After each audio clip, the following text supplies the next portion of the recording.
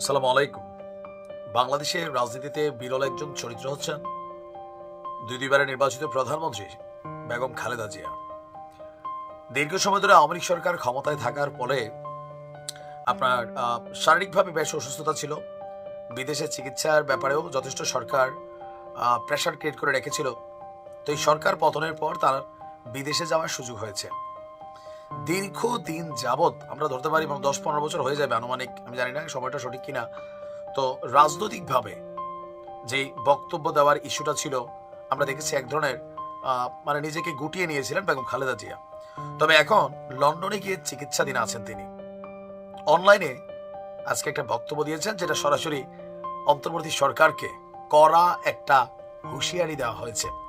Even দলীয় নেতাকর্মীদের উদ্দেশ্যেও তিনি বেশ কিছু বার্তা পাঠিয়েছেন। আর বুঝতেই পারছেন যে বার্তার প্রধান উদ্দেশ্য হচ্ছে নির্বাচন।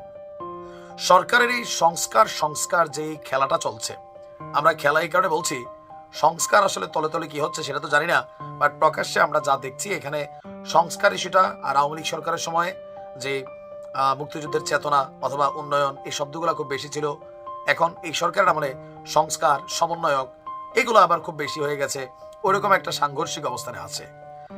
তো সংস্কারের দোহাই দিয়ে এই যে নির্বাচনকে পেছানো হচ্ছে, বিএনপির দাবি যে এটা বন্ধ করেন, কারণ আপনারা দেশকে কন্ট্রোল করতে পারছেন না। দর্শক, বেগম খালেদা জিয়া বলছেন নেতাকর্মীদের উদ্দেশ্য করে যে আপনারা পরবর্তী নির্বাচনকে সামনে রেখে ঐক্যবদ্ধ হয়ে কাজ করুন। এমন কোনো কাজ করবেন না যেন আমাদের এতদিনের সংগ্রাম, আত্মত্যাগ বিফলে যায়। ক্ষুদ্র ক্ষুদ্র সংকীর্ণতাকে ভুলে দেশ এবং জাতির বৃহত্তর স্বার্থে আমাদেরকে কাজ করতে হবে। চিকিৎসার জন্য তিনি যুক্তরাজ্যে অবস্থান করলেও তিনি বলছেন যে দেশবাসী এবং নেতাকর্মীদের পাশে তিনি আপনার অবস্থান সবসময় রেখেছেন। ইভেন ডক্টর ইউনূস সরকারের কাছে তার স্পষ্ট বক্তব্য যে রাষ্ট্র মেরামতের ন্যূনতম সংস্কার, যে লম্বা মেয়াদে দীর্ঘমেয়াদী সংস্কার দরকার নাই, ন্যূনতম সংস্কার কইরা দ্রুত গণতান্ত্রিক ব্যবস্থায় ফিরে গিয়ে জনগণের কাছে একটা গ্রহণযোগ্য নির্বাচন আপনারা আয়োজন করুন।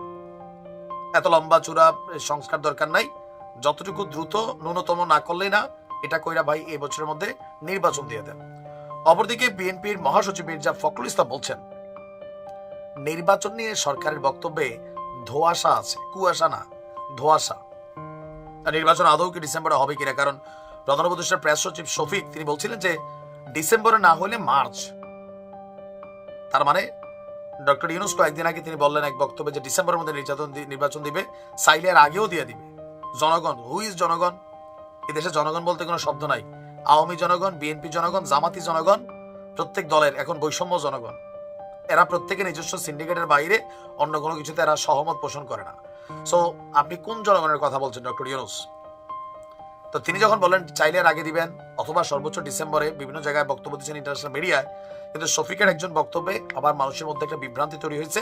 বিএনপি এখন এই প্রথমবারের মতন বেগম খালেদা জিয়া কথা বলছেন, সরাসরি ডক্টর ইউনূসকে বলছেন দ্রুততম সময়ের মধ্যে নির্বাচন দিতে হবে। বিএনপিও বলছে দিতে হবে, আর তিনি আগামী দিনে দেশে ফিরা রাজপথে নামবেন।